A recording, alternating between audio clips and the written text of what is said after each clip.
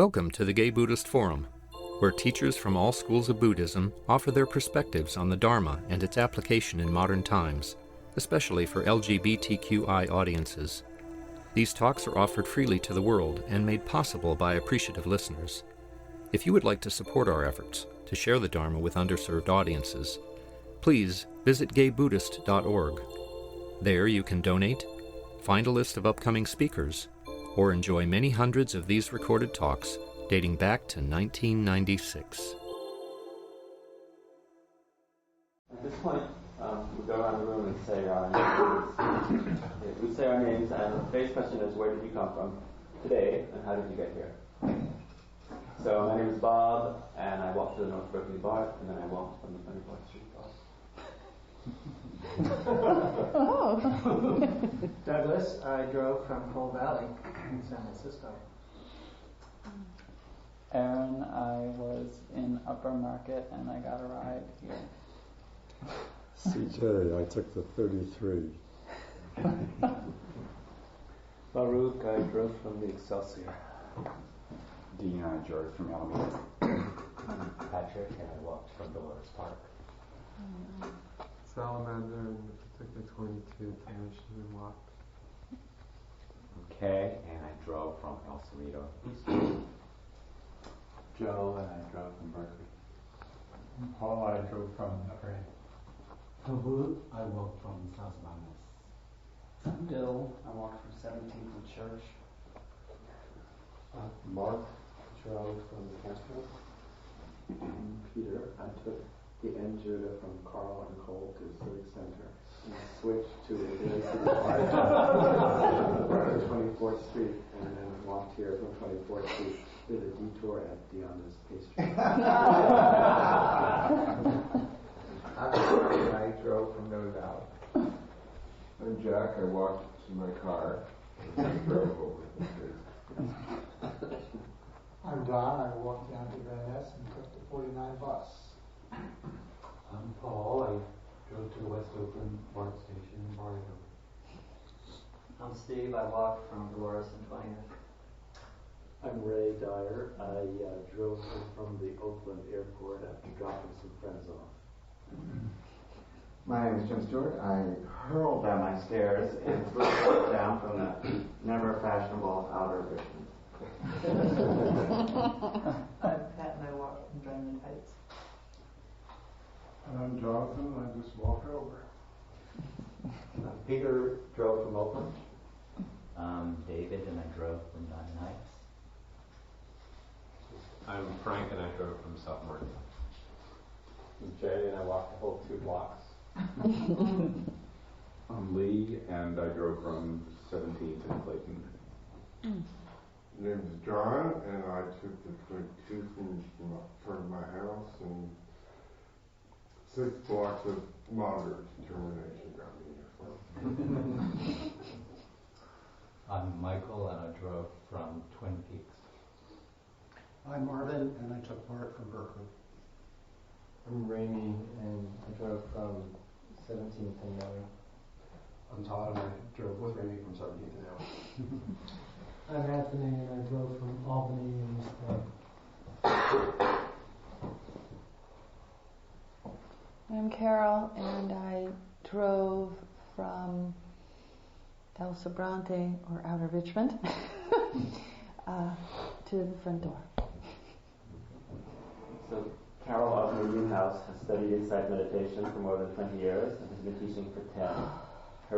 Her root teacher is Ruth Denison, who was empowered by the great meditation master Ruba Kin of Burma. She's also studied with Dr. Rena Sirkar at CIIS and Dr. Tin Tin in daily life practice. She is a co-author of A Woman's Guide to Spiritual Renewal, Harvard 1994, and she is founding teacher of the Lesbian Buddhist Sangha in Berkeley. Hi, it's good to be back. Does anyone know, did the 3 candles significate something? I think they're a design element. Probably. Well, I thought it was synchronistic. I'll tell you in a minute, because I have a 3 thing going on in my talk, and so it works perfectly.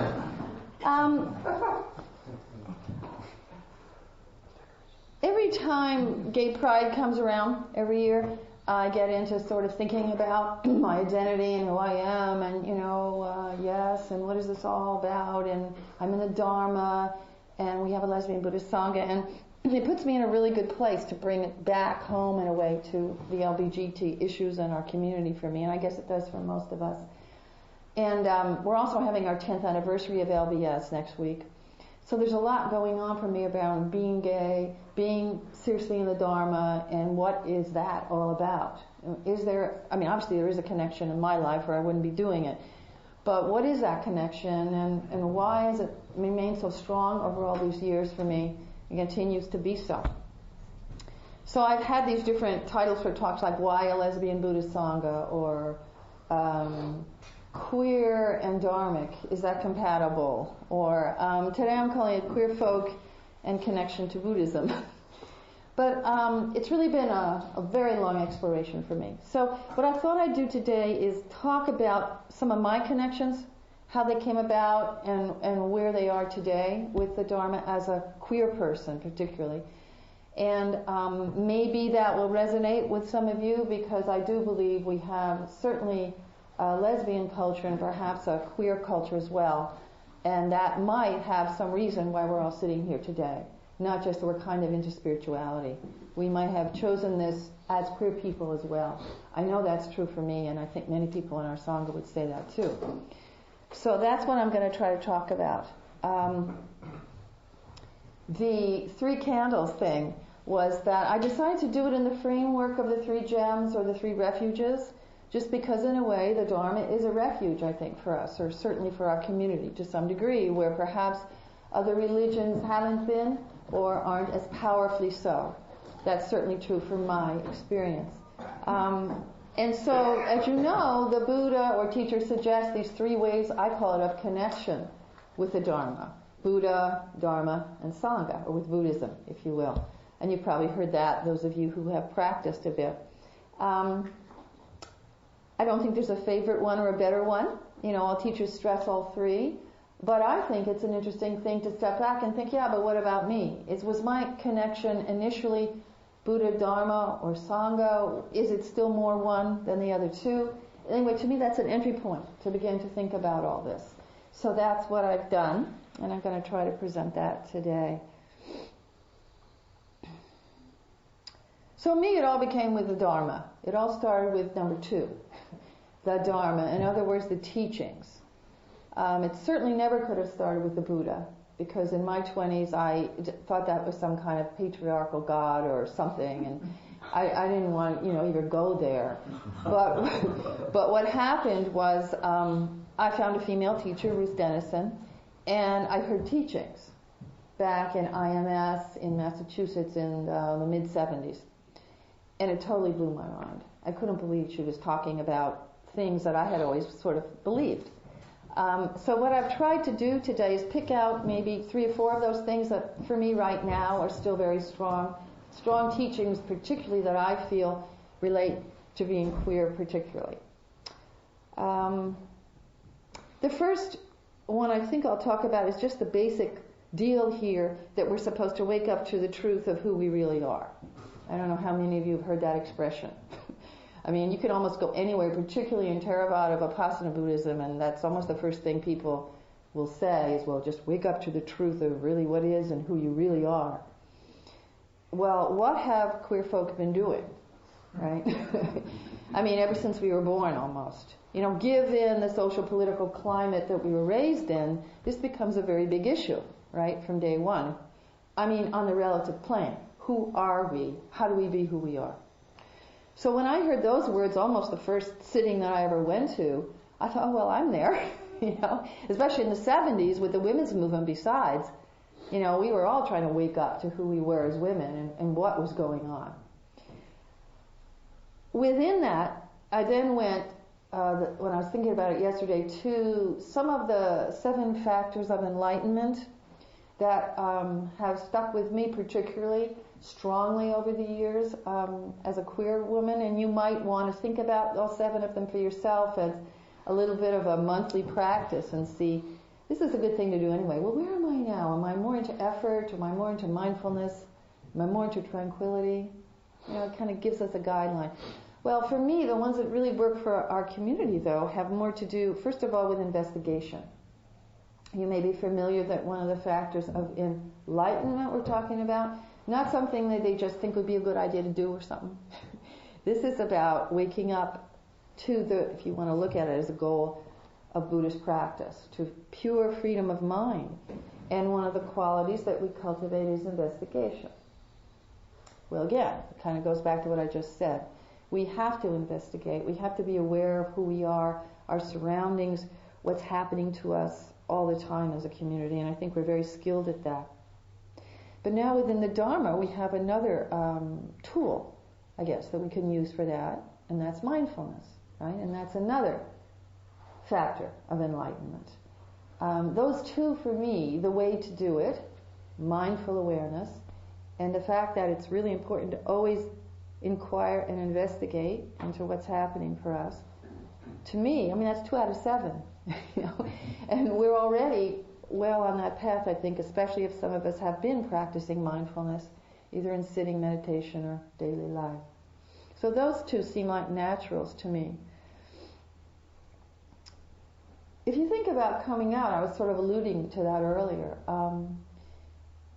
That process for me, and I'm sure for many of us here, whether it was at age 3 or age 50, really took that, didn't it? It took really sitting with who we were in whatever way we did it. Maybe it was partying, but it was still, is this who I am? This is a body experience. For those of you who practice Vipassana particularly, you'll know the emphasis on the first foundation of mindfulness, which is body awareness, right?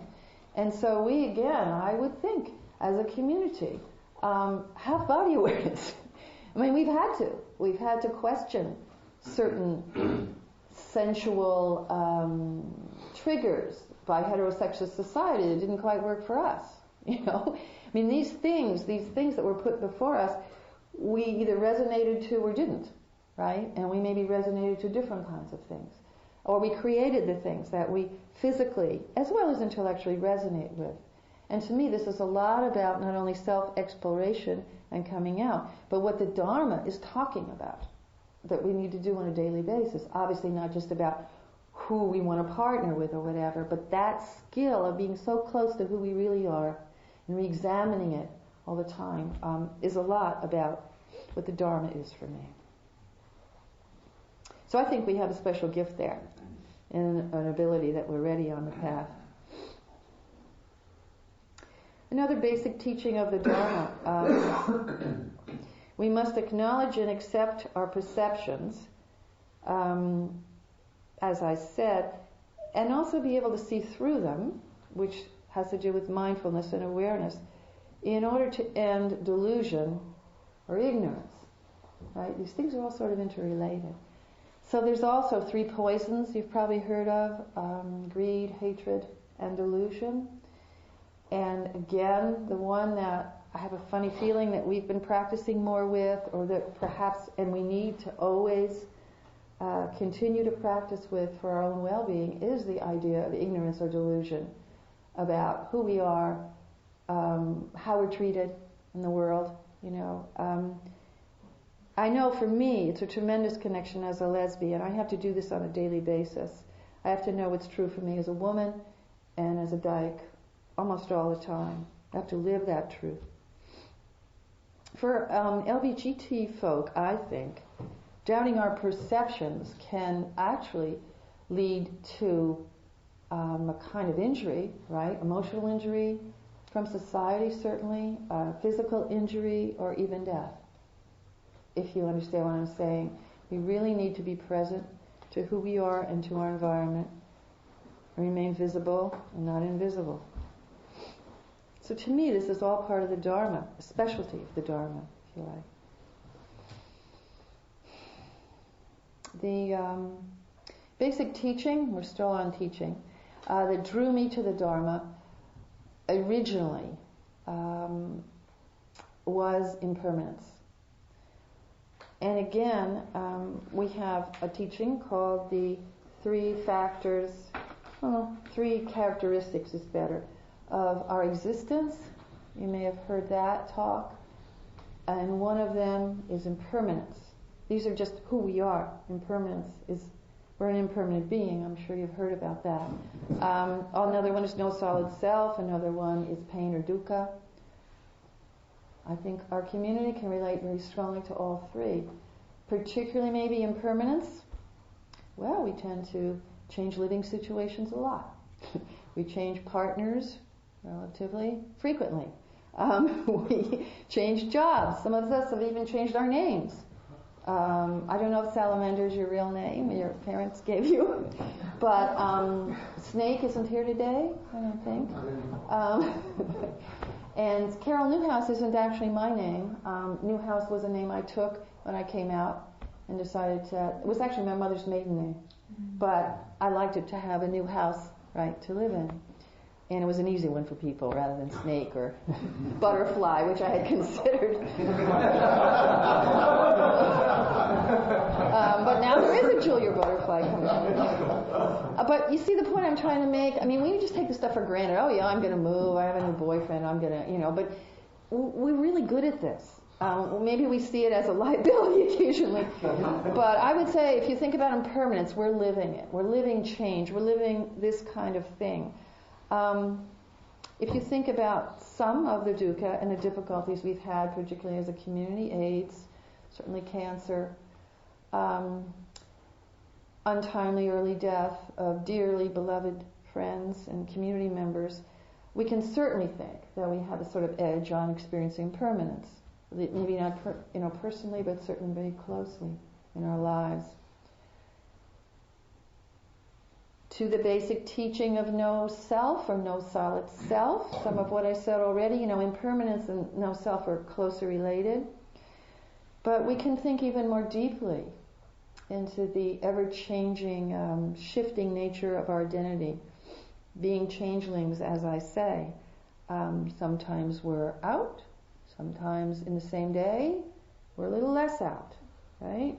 Sometimes we're more butch, sometimes we're less butch. Sometimes I'm more gay, sometimes I'm less gay. For some of us, we've actually been straight, then bi, then gay, then bi. I don't know. Been a man, then a woman. We think of our community, even in just identification or physically, or woman then man. L, B, G, T, Q, I. Did I miss any? I don't know. See, this is impermanent thing, this no solid self thing. I mean, I think we've got it, whether we want it or not. When we keep doing it, we keep creating it. And then we dress up and look different, right? Really different. So I'm glad to see you smiling, because I think this is something we can be proud of, and it fits into these teachings. No solid self. So teachings. This is what grabbed me at first. But then there was the Sangha. Okay, I was already part of a dyke community in Southern Oregon when I heard that. At first I thought it was kind of the same thing. Then I realized that, it's a spiritual community. I see. But, we can resonate a lot. And I won't go into the detail on this one because I'm sure that you understand about community. You wouldn't be sitting here today if you didn't. But we have a historical creation of community. All of us in this room, I'm sure, even if your stories are a little bit different. Support.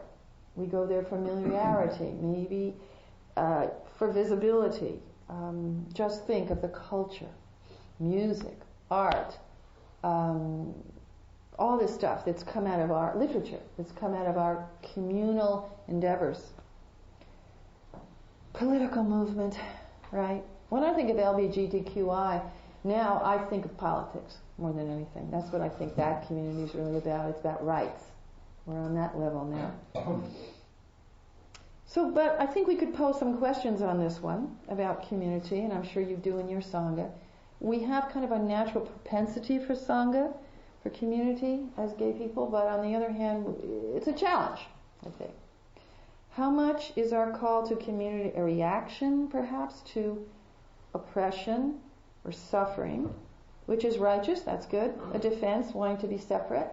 I mean, I do that. I founded the Lesbian Buddhist Sangha, so that's all good. But sometimes we have to think about the other side of it. How much is also a safe place for us and an opening, a really deep opening to each other? Is our community a call for generosity, right? And compassion? Does this really support our highest spiritual aspirations? Or if not, how can we make it more so? Is it expression of beauty and truth? So what's our pure motivation for community? I know some of us have a history of passionate, short-lived communities. I know I do, until more recently in my life. And how can we make this a lasting tie? As the Dharma talks about. There's many teachers, I think, that you could take as examples for this, but I think of Thich Nhat Hanh. I mean, he's open to Westerners out of everything that was done to his country. You know, he works strongly to found Sangha. To me, I want to say more than others, but certainly in a very unique, powerful way. And then with his own Vietnamese people, right? As kind of a separate Sangha to some degree, sort of in a way. So you can see that universal embracing, and yet the separateness is important for protection, right, and validation of a unique experience. So in a way, he's kind of a model for me. So I think we can use our skills at community building to heal ourselves within Sangha and create lasting ties. We have guidelines to do this. Again, Thich Nhat Hanh puts them right out there. He writes guidelines all the time, reinterprets the precepts, for example, for us, so that we can really live them and don't take them as commandments. He calls them, as you know, teaching principles, right? But basically, non-harming action and right speech. If we could just hang on to those two, we'd be doing well. So there's a call to us, I think. And then the third candle, Buddha. As I said, that was a little bit difficult for me for a while, until I got to understand that the Buddha doesn't necessarily represent a person, although of course there was a very enlightened being who lived, and we can emulate that life. But we're really talking about the potential, right? Our own potential to awaken. That's what the Buddha signifies to me, and I'd like it if it was signified that for us too. And awaken to what? Well, we can even go further, I think, here, to our own basic goodness. You might have heard that term a lot in Dharma circles. Nurture your basic goodness. It's kind of an abstract term. I would ask you to do that if you're not doing it. That's how I work with the third candle. How I work with the third refuge for me is to keep trying to awaken my own basic goodness. And I think this is a beautiful challenge to us also. An image that I often use for this one. Have you ever seen a crystal that is only half polished, or seeing someone actually polish a crystal? You'll notice, of course, there's the beautiful clarity and purity and the white light that comes from it, maybe signifying Buddha mind, heart. And then maybe on the other side you see, sort of the granite or the dark stone that's still attached to it, kind of gritty looking, even dirt maybe, and one teacher once described to me, well, you're just polishing your crystal, Carol, you just keep working on it, and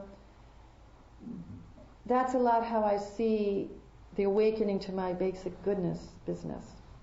And for our community, some things that came to mind. Of course, this is unique and for each of us, but I could perhaps generalize that self-blame and shame could be possibly part of who we are as a community, and that can be healed with loving kindness and compassion that we bring to ourselves. The healing power of the Dharma is strong. I'm trying to do my dissertation on this. We don't often hear the word healing in Dharma communities. That's another whole talk. But I think for this piece that we can certainly apply it. I had a friend named Isoke Femi, and she's an African American diversity teacher. And she says, all targeted populations, that would be us, okay, and others, have internalized the stereotypes and the hatred and fear of the non-targeted group in our society. Whether we want to admit it or not, whether we want to talk about it or not. So even though we have gay pride and we feel really good about ourselves, I agree with her, just from my own personal investigation, that to some degree I've still internalized that I'm a pervert. Now, maybe that's only, 0.5 of my 100% existence, or maybe some days it feels like 50%. But it's almost impossible. We're interconnected to live in this world, even if we don't watch, certain news broadcasts or whatever, and not get that there's a lot of people out there that think we're, really not worth very much, at best. We carry this. So the Dharma presides healing, awakening to our basic goodness. Talks about that. We've all internalized the fact, perhaps, that heterosexual society in the main still thinks that we're less than. That our expression of love is wrong. Even harmful to ourselves and other people. So I think that this can be healed if we can develop a practice that's strong enough to allow us to see and feel this, first of all. You know how mindfulness practice on the cushion has a lot to do just feeling our pain.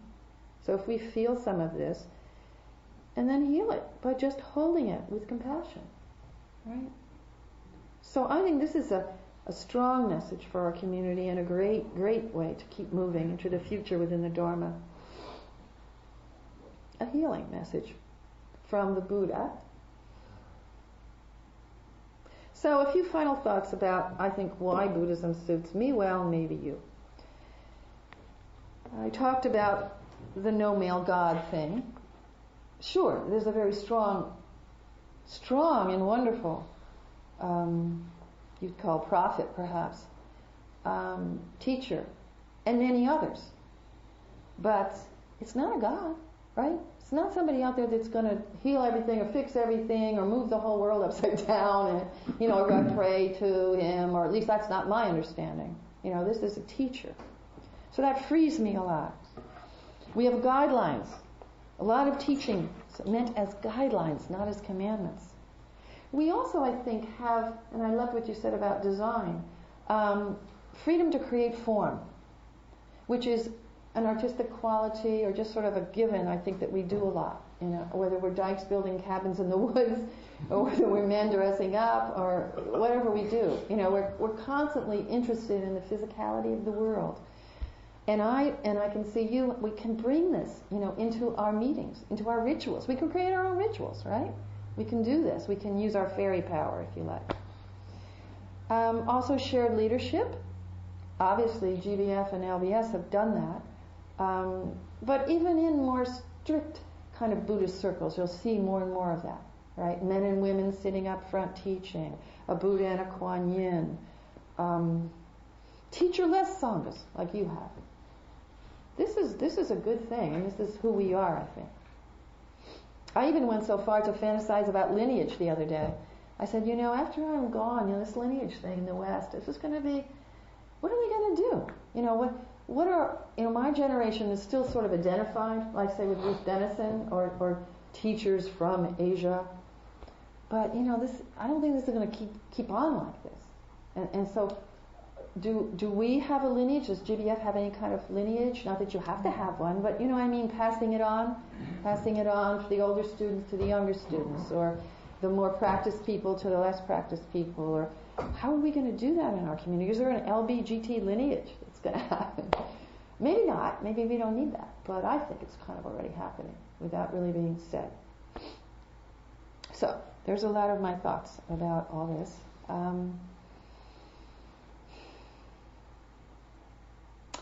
I'd like to ask that we have the courage to stand deeply in the ground of our Dharma experience with all that we bring as lesbian, gay, bi, transgendered people. Thank you.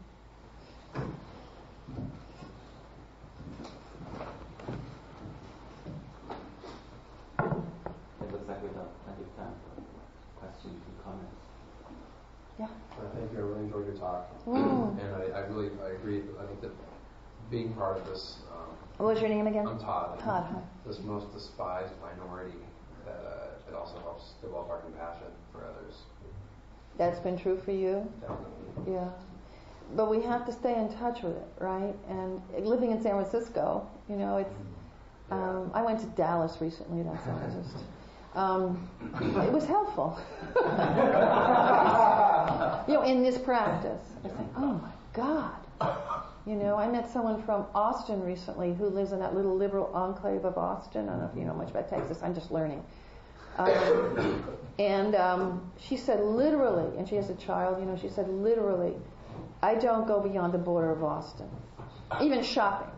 No, I mean, I don't think she was afraid physically, but she just didn't want to get looks. She just didn't. I mean, it was like that, you know. She really had an enclave there, so it was helpful to me to hear these things. But I know it's a lot to carry too all the time. You don't want to bum yourself out.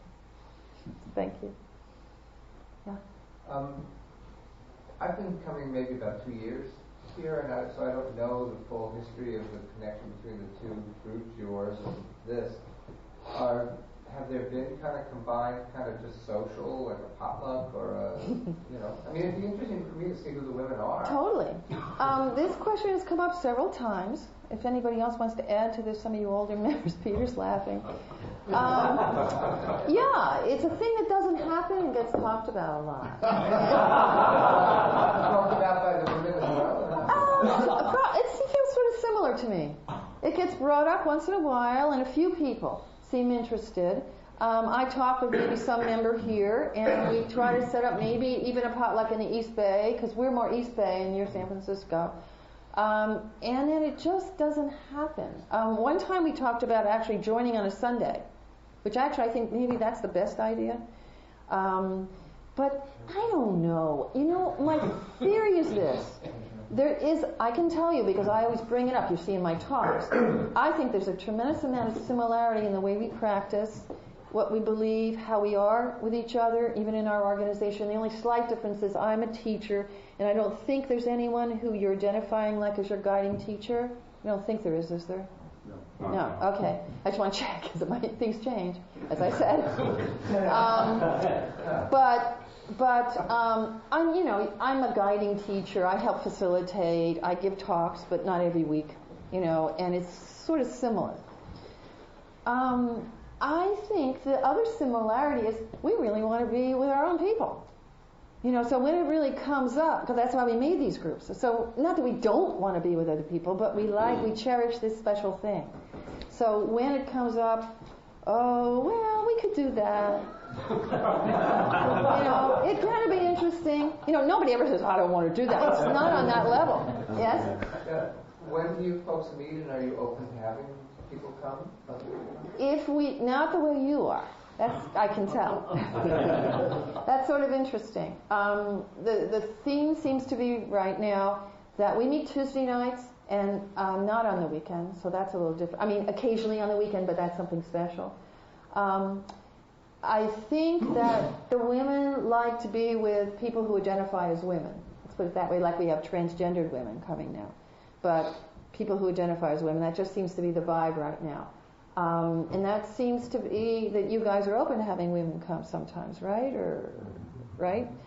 I think, now I'm going on a limb here. Nobody ever said this, but I'm just thinking, for me, the reason might be women are more used to having to defend their space. You know, from the women's movement stuff. You know, we need our own space. We want to have a women thing.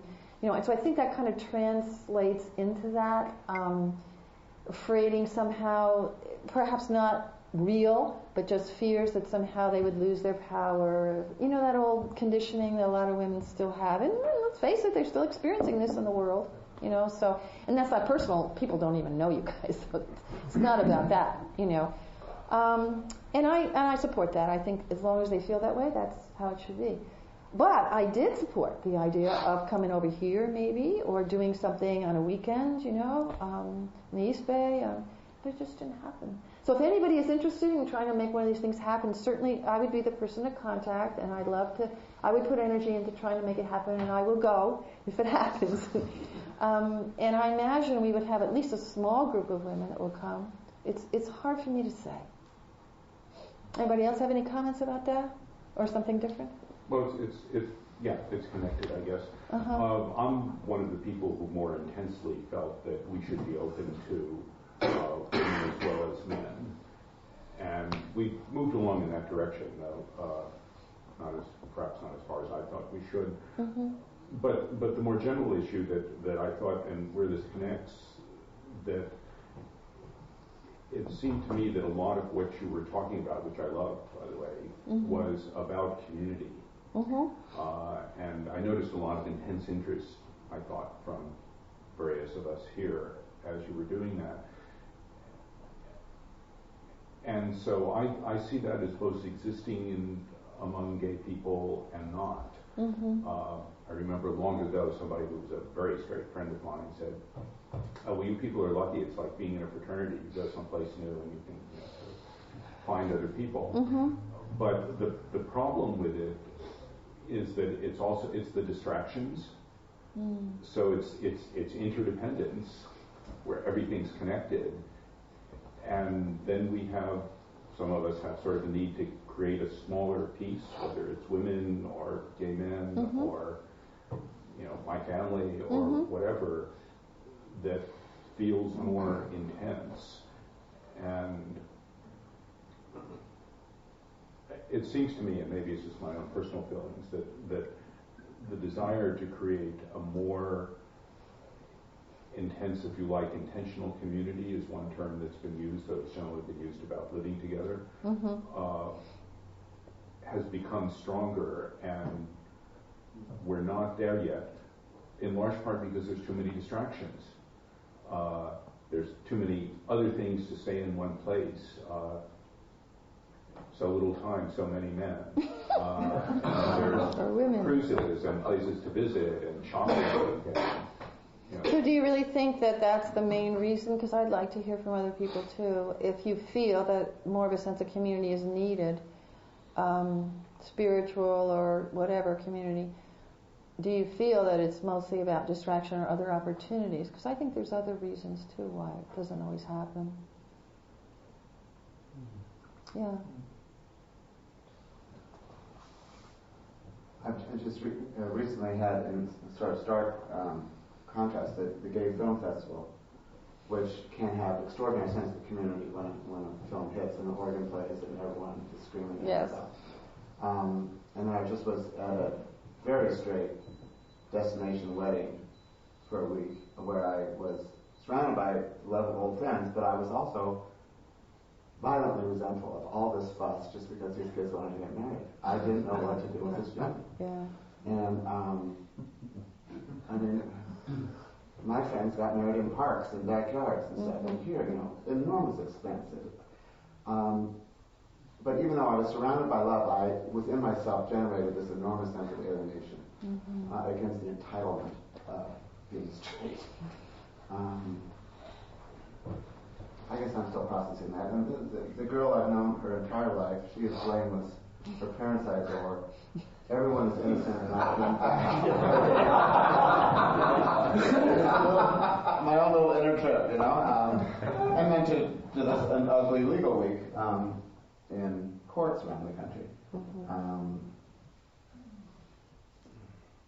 I don't have a point. It's just I'm in transition. What is community? Well, you go to these things and it's supposed to be family, and all these friends and everything, and it's nice on some level. And then there's oh my God. But I know what my point was. Inside the theater at the film festival, there was an enormous sense of community. On the streets, it was as cold as it ever was. Community among whom? Men, women, everybody, the whole group? Oh, the movie. There was a movie about a transgender gospel choir that was just a real levitation experience for everyone. And then you go outside and people are not meeting eyes. They're not... people leaving the movie theater? Yeah, well, just on the streets. I was stunned by the contrast, and I wonder, what deep creature from internalized homophobia, that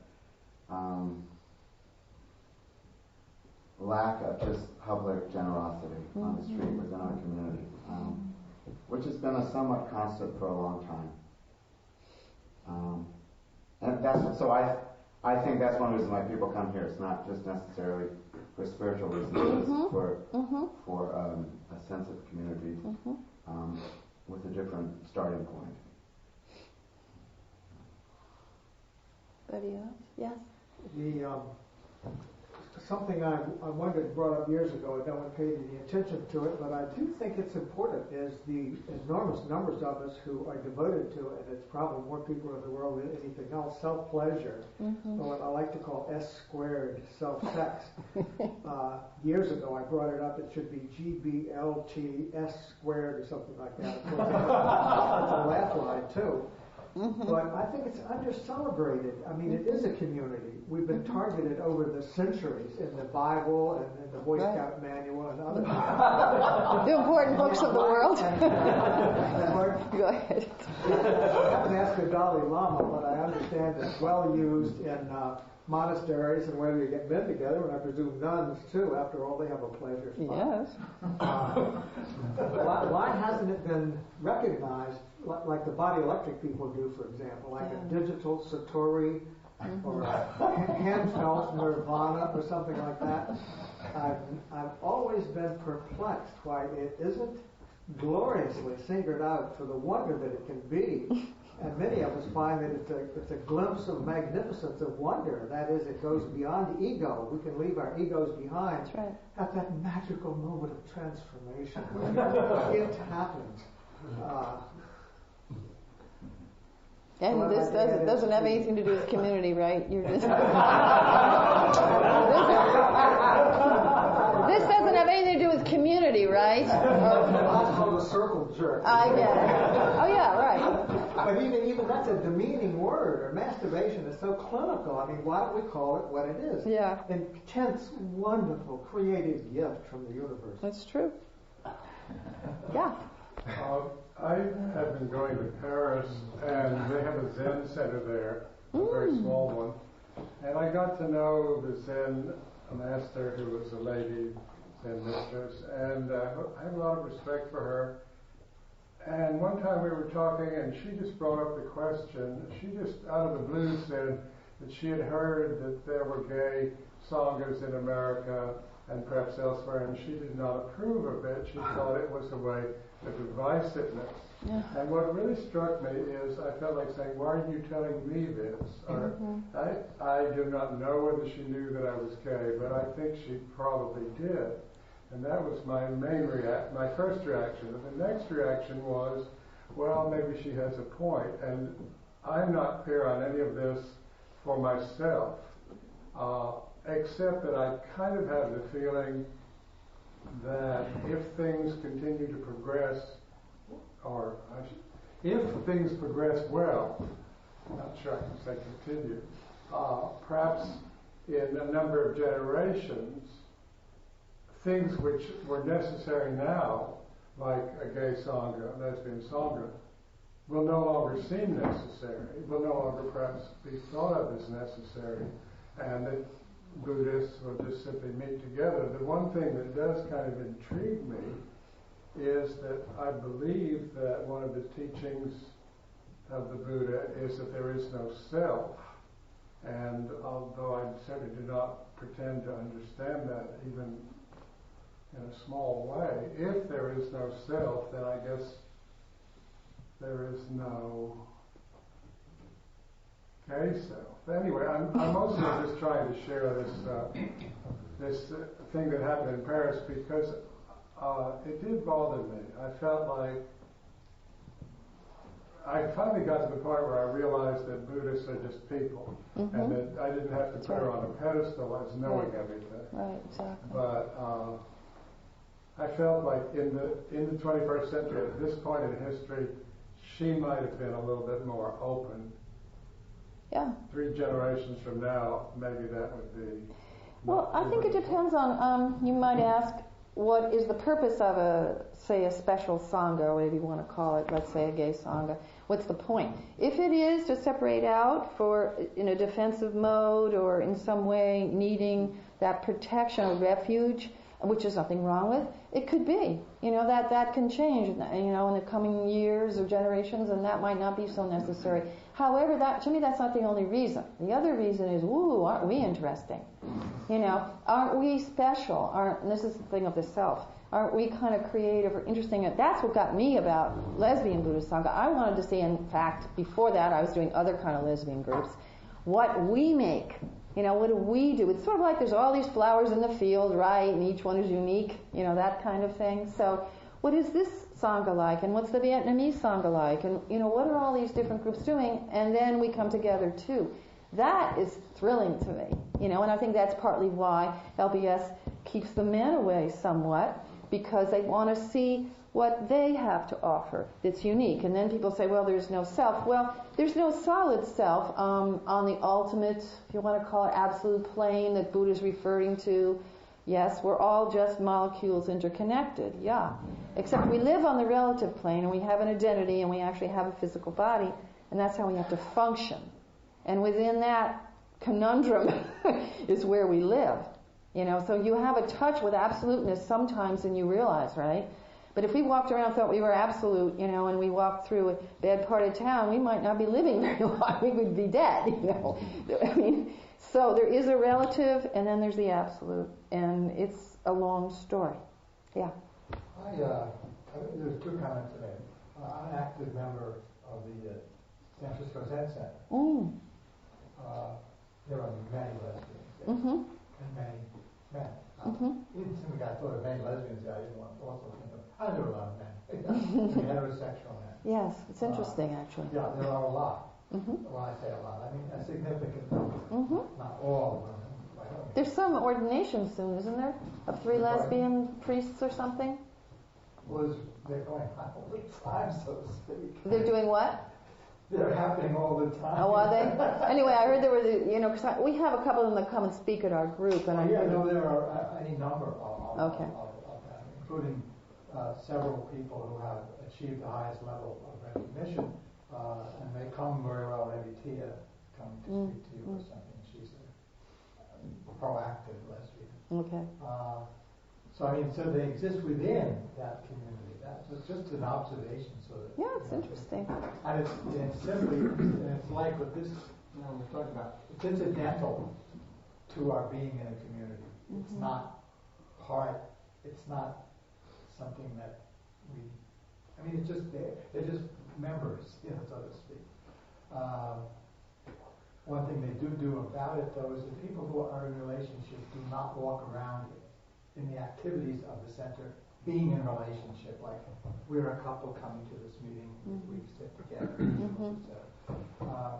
The other was, I think of myself as belonging to 3 sanghas there. I use that word. One is there's a sangha of people who work with prisoners in a variety of ways. And we meet regularly and we call ourselves a sangha. And then there's another group where some of us meet with Vicky Austin, our teacher, regularly. We call ourselves a sangha. And in that sense, the sangha is a forum, a place to meet around the central interest. But it's a little special. I mean, it's not just a committee meeting. Right. Just like it's special to come here. It's not just, but gee, cool group of guys to be with. Yeah. So that's well, probably many of us have more than one sangha or meeting that we attend, spiritual framework, yeah. Yes? I just wanted to say I've heard criticisms like that of gay sanghas before, and it strikes me as a really rich observation when the most basic distinguishing among people in intentional communities is what? What is a bunch of monks? They are men. What are nuns? They are women. And sex is a basic distinguishing feature of community. And I don't think it's invalid at all that gay people who are sexually defined can be an intentional community too. Yeah, Or it's funny, yeah, isn't it? I That's mean, a it's nice just- observation. It's an odd. Oh, I don't know if he's finished yet. Okay. Maybe I didn't understand the answer you gave, that men are not welcome to even come for an evening? Right, on Tuesday nights. I see. No, if you identify as a man. Again, we would have events, like we don't have men come and teach either.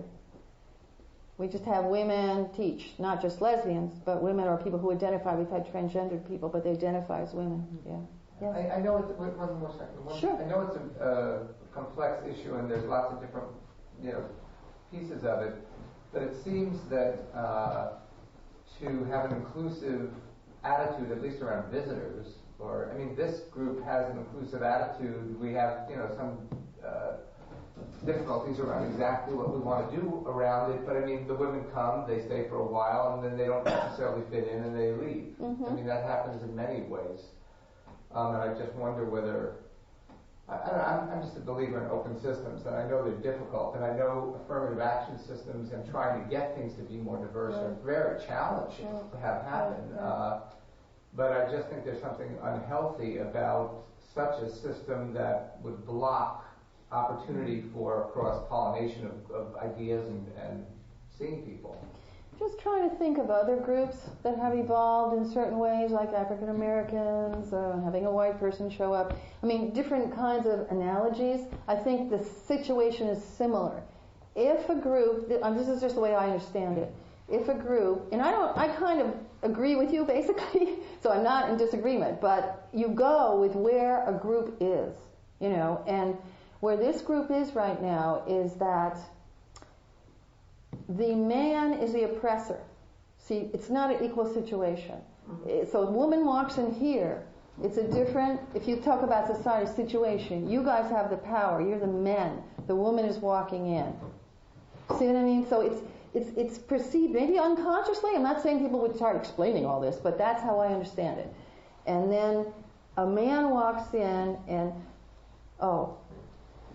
it's like, that's a symbol if you want, or whatever, of something else, and not that he's going to do anything or whatever, I'm not at that level, but can you see the difference in society? And people have internalized these things, and it takes a long time to heal from this. And so actually, I think we're kind of ready for this. I would like to see in the future, personally, a little more openness and inclusion of anybody that wanted to attend. And what I mean by ready is we're healed enough so that when someone walks in that has formerly been injurious to us, a representative of that group, right, we sort of say, oh, well, that's interesting. We kind of open, well, see what, But that's not, for the majority of people who come, I think what their reaction would be. They would be feeling shut down. They would feel wondering, kind of like that. And we can't have that. That's because we're trying to be inclusive, at least, of all women. You see what I mean? And so you have to kind of go to the lowest common denominator if you want to even, I don't want to say low or high, but you know what I mean? At least welcoming of our own people, for God's sake. You know what I mean? So we've actually moved over the years to a place of all women. That wasn't true. The transgender issue was an issue for us for a while, too. And bi was an issue, and and now we're at women, but they still want to call it lesbian Buddhist Sangha. So that's interesting. You see all the permeations of this stuff, and we're just working through it as a people. But this isn't all like our fault. We're not like all unhealthy. It's about what happened out there, and as we grew up and what we're dealing with on the streets, and we internalized some of this, and we have to keep working on it. But I do agree with you. The goal, of course, ultimately would be to be clear and happy and beautiful in what we're doing and open to anybody who walks in the door, And I understand your points. It's yeah, I a know very you complex do. issue. It is, isn't it? Yes. I know it's kind of goes out. In recent several months, I've gone to a couple of LGBT retreats, and I'm just going to share with you my own personal experience. In one case, there was like virtually all men, a few women, and others was equal. But it is. First of all, I think it's interesting when you go to a Vipassana retreat where you're in noble silence, so you are not feeling, at least I'm not feeling terribly connected with the one around me, because I'm not communicating. But in that sense. But in any case, for me, at the end of these, what always comes out is I can begin to see the beauty in each individual. I mean, the sex thing completely disappears. And I can just hold everyone as a beautiful person. And yet when I walk into it, I still am, there's the man, there's the woman, I'm still in that space, but in the end, I sort of am somewhere different. So, it sounds really lovely. It is, it's beautiful. Yeah, I've had those experiences too. Yeah. And the other thing I just want to mention about the Castro Theater thing that Jim had mentioned is, I kind of wonder whether you could go to any neighborhood in San Francisco and walk the street and feel that the people are out there like connecting. I mean, I kind of question whether it really is that different than Castro is in any neighborhood in the city, particularly. That's a good question. And I think that we're maybe as gay people who might feel perhaps more isolated, that we're yearning for it in a way that other people aren't, perhaps. But I just don't really know if it really exists, anywhere any different. I would probably say it really probably doesn't. So. Did you want to say something? I know we're almost out of time. Yeah. Well, I just, of course, it's such a complicated issue and we can go on forever. I guess the facet of it that I was thinking of is the whole question of healing. I think we put out the energy flow can be very different in a song that's focused in one way or another, depending on whether people are feeling sort of activist or outwardly motivated, or like they're healing and dealing with some kind of injury and really retreating inward to a very deep place. I think the deeper you go in some ways, the more restrictive you get about who you allow to be near. And if we talk about political activism, if there's some election going on or some the Briggs Initiative came back, the first thing in my mind, of course, would be, well, what are the lesbians doing? Let's find out what who's organized. Let's all get together, right? But that's an aggressive energy. That's an outward energy. There's a problem. We're going to go out and solve it. Well, of course, I want all the allies. Well, when I come here sometimes and I think about, my mother really didn't understand me. And, so many women have said, what a shame that you're gay. And, I know all these fundamentalist grandmothers sitting on street corners in Fresno and places like that saying, please sign this petition to stop gay marriage, protect our children. I want to kill them all. If you pull one of those grandmothers here, but in that mood, I would not like having her here. And I don't know that I give her a warm reception, So, and I think that's a fundamental thing. I think your example is beautiful. And this is the stuff we deal with as we come together with difference. You know what I mean? And but I'm for it, and I will do it. If somebody wants me to organize with you guys, do any of the above, I would be happy to, because I do think we're kind of ready for it. But not everybody's that interested either. So, okay, Peter, you want to say one more thing? Yeah, it seems to me that this is in framing this, it's about general issues of inclusion and exclusion, and in a Buddhist way, it's also about relative and absolute. Right. In the ultimate level, there are these distinctions themselves don't exist, and it arises in other ways. It arises in personal partnerships.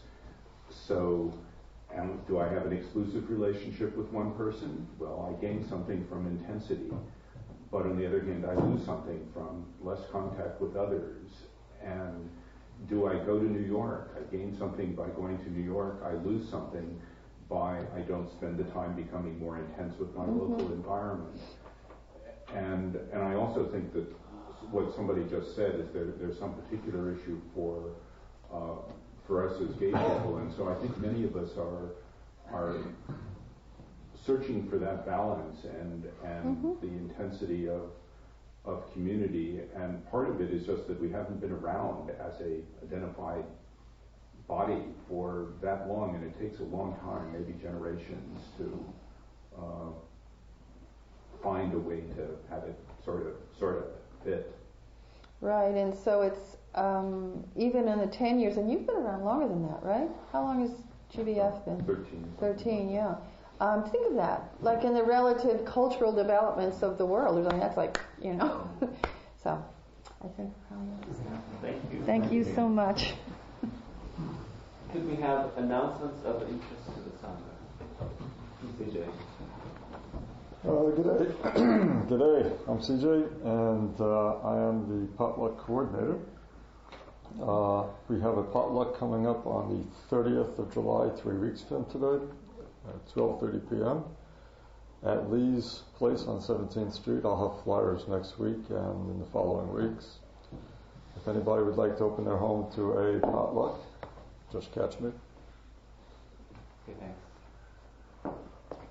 Yes. Just a word about TVG, which, by the way, is not the new gay TV cable channel. It's the text and video group, and it meets Wednesday nights at 6 in Berkeley for a little dinner and 7 o'clock for discussion. The book this month, we do 3 sessions on Buddhism, plain and simple. Everyone's welcome.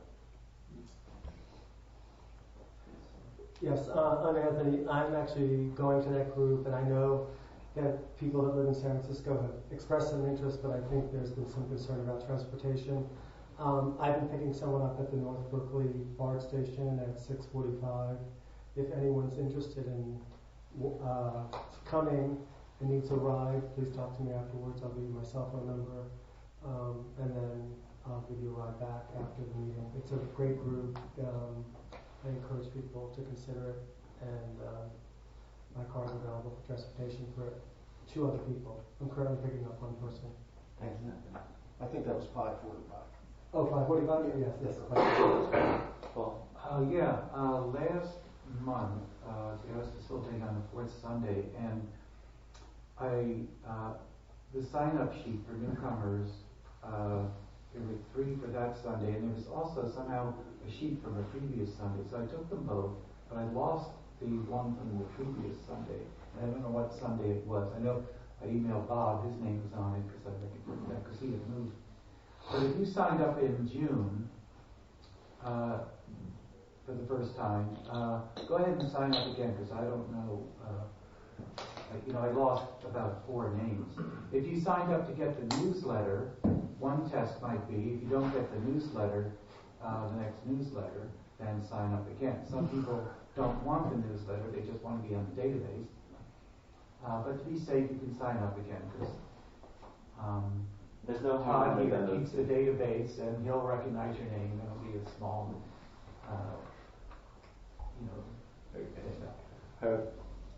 I'm Harv, short for Harvey, your humble host for the day. Please enjoy the tea. If you can't work the machine, ask me or someone. You do have to know how to push the buttons or you don't get your hot water. After you've enjoyed your tea, please wash the cup and put it on the rack so that it dries. There was a Dharma bowl. Something happened to it, a wonderful plastic bowl, and I didn't have time to go over to the dollar store and get a new one. So it's fine Italian ceramic today. It will take lira. If you can leave between $5 and $10, that's wonderful, or more. But whatever you leave is generous of you. And your most important gift, of course, is your being here. There's no doubt about that. Paul mentioned the newcomer sign-up sheet and the old newsletters there and some other information. Some members get together for lunch, and that's about 12:30 when we more or less have to leave here. Just look around, and that's it. Enjoy. I'd like to announce that people remember Village Thrift over on Valencia. Community. Thanks. I don't have it written anymore. That they accept donations, that you can specify that the proceeds go to GBF, and that is a regular source of income for us. And the number is? And they can look it up on the list. So, how does that work? 17 envelopes, yeah. How does it work? When you drop off your gift, you tell them what charity you want them to do. Yeah, I've done that. It's very simple. Good idea. Yeah, we get Francisco without it. Yeah, but I could try to find one. Yes, we have 2 people back there. I'm Ray. There's a printed list of GBF members over by the Don Bowl, and if you're not on that list and would like to be, you can sign up on, there's one's called the Corrections form, or if there's any information on the list that is not correct and you want to change it, your phone number or something, change it on that particular sheet, but feel free to take a copy. Jim? Yeah. Next week, our speaker is Emilio Gonzalez, and who is a legendary Tai Chi and Qigong teacher, and there's going to be some movement. There's going to be some standing and some moving of arms and maybe some self-applied healing techniques, and we're going to be doing some chanting, all to experiment with how that impacts our meditation. So there will be some movement next week. He's a great guy at class. He's a great teacher. Okay. Yes, I'm Kay, and I'm the host coordinator, and currently we have one vacancy on the hosting team, so if you're interested in hosting once every 2 months, please let me know. Okay, should we stand in a circle and hold hands and bow to the dedication of marriage?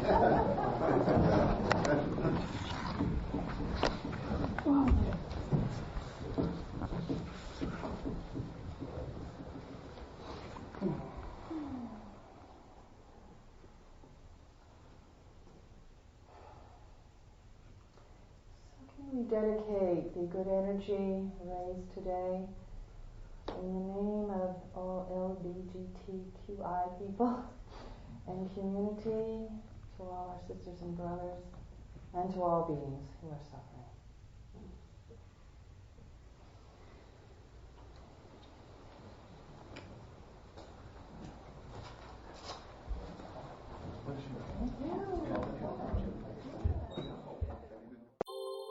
Thank you for listening to the Gay Buddhist Forum.